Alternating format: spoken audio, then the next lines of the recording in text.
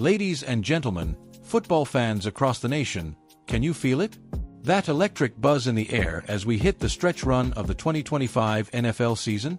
It's November 18th, Week 12 is knocking on the door, and two of the league's most storied franchises, the Philadelphia Eagles and the New England Patriots, are not just surviving, they're thriving.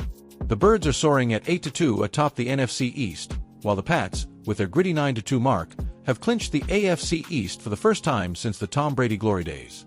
But hold on, because today, we're zooming in on Foxborough, where the Patriots are making moves that could echo all the way to Philadelphia. What happens when a former Eagle bolts north, only to go down early? And how are Bill Belichick's spiritual successors, under Mike Vrabel, stacking the deck for a potential Super Bowl rematch? Buckle up, folks, this is your primetime Patriots update, with a Philly twist that'll have you yelling, "Fly, Eagles, fly!" and "do your job," in the same breath. Let's kick things off with a headline that's got the entire defensive line world talking. The New England Patriots have signed defensive lineman Fabien Lovett Sr. to their practice squad, beefing up that scout team defense just in time for their Thursday night thriller against the Cincinnati Bengals at Paycor Stadium.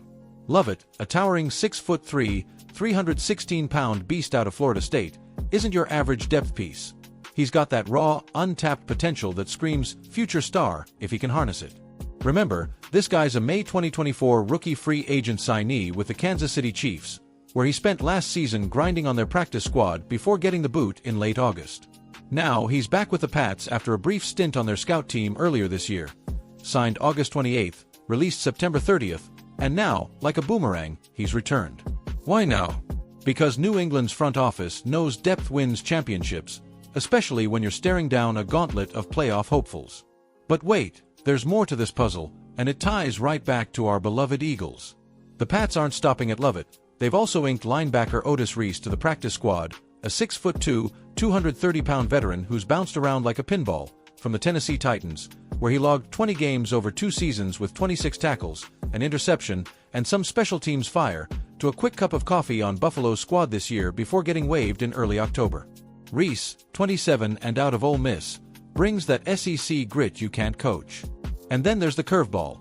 The team placed linebacker Darius Harris on practice squad injured reserve after a minor MCL tweak. Harris, the 29-year-old former Chiefs and Cowboys journeyman out of Middle Tennessee State, had been elevated for 3 games since joining the Pats in early September, chipping in 4 tackles. He's eyeing a return for what feels like an inevitable postseason push, because with this 9-2 record, folks, the Pats are no longer rebuilding, they're reloading.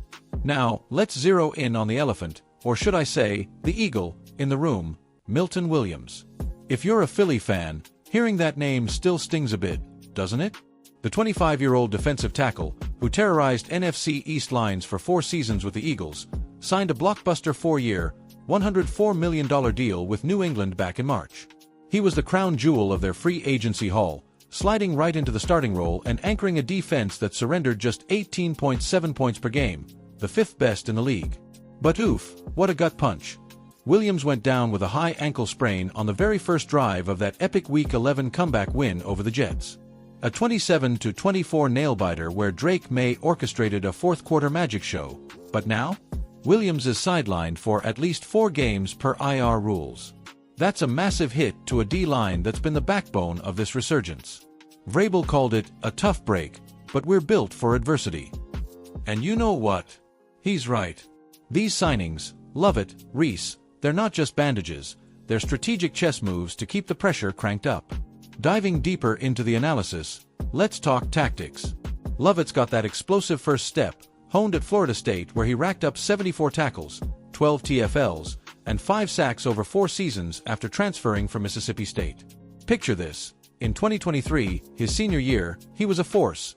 22 tackles, 4 TFLs, a sack, disrupting plays like a human earthquake.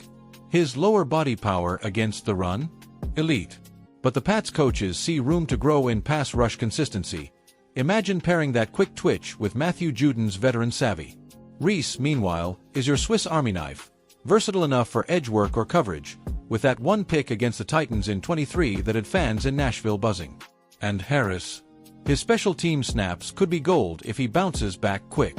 With Williams out, expect Christian Barmore and Devon Godchaux to shoulder more snaps, but Lovett's addition to the scout team means May and the offense get reps against bigger bodies, prepping for Joe Burrow's Bengals this week. Historically, this feels like déjà vu for both franchises. Remember Super Bowl 39? The Pats edged the Eagles 24-21 in Jacksonville, with Deion Branch snagging MVP honors while Donovan McNabb and Terrell Owens fought valiantly but fell short. Fast forward to III in Minneapolis. Oh, what a Philly redemption. The Eagles, 41-33 over Belichick's bunch, with Nick Foles' Philly special trick play etching itself into immortality. Foles handing off to Trey Burton for that TD pass to Golden Tate? Iconic. And Brady's late-game fumble? The stuff of Eagles' nightmares turned dreams. These teams have mirrored each other, underdogs to dynasties.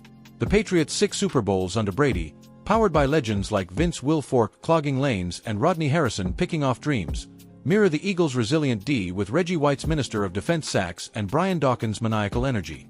Williams, who notched 11.5 sacks over his Philly tenure, was supposed to be the bridge from that Eagle legacy to Pat's new era. Now, his injury tests it. Stats don't lie, either. The Pats' run defense, pre-injury, was top 10, allowing just 3.8 yards per carry. Williams had 3 sacks and 22 tackles already this year, projected for a career high. Compare that to the Eagles' front. Jordan Davis and Jalen Carter are holding the fort at 4.1 yards per carry allowed, but Philly's at 7th in points allowed, 20.3. Both squads boast top 5 red zone defenses, setting up a dream scenario. Eagles vs. Pats in Super Bowl 60, a trilogy to II and XXXIX. Who wins? The NFC's speed with Jalen Hurts' dual-threat magic, A.J. Brown and Devonta Smith stretching fields, or the AFC's physicality with Ramondre Stevenson's ground and pound behind May's arm? Let's sprinkle in some voices from the trenches. I caught up with a fictional scout, call him Eagle Eye Eddie, who whispered over a cheesesteak in South Philly, Williams leaving hurt, but Lovett? Kid's got that FSU fire. If Vrabel molds him like he did with the Titans lines, Pats could be unstoppable.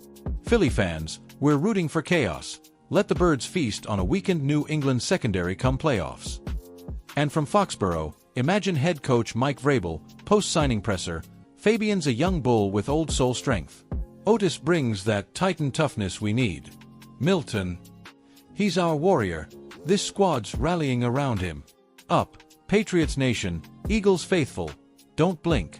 The NFL's a marathon with sprint finishes, and these moves scream contention. Tune in Thursday for Pat's Bengals. It's must-see TV. Follow us here for every snap, every scheme, every story that makes this league legendary. Whether you're tailgating at the Link with Birds banners flying or grilling in the Gillette parking lot, remember, football's about heart, hustle, and history. We've got all 3. This is your sports anchor signing off. Stay passionate, stay engaged. Go Birds. And yeah, respect the Pats grind. Until next time.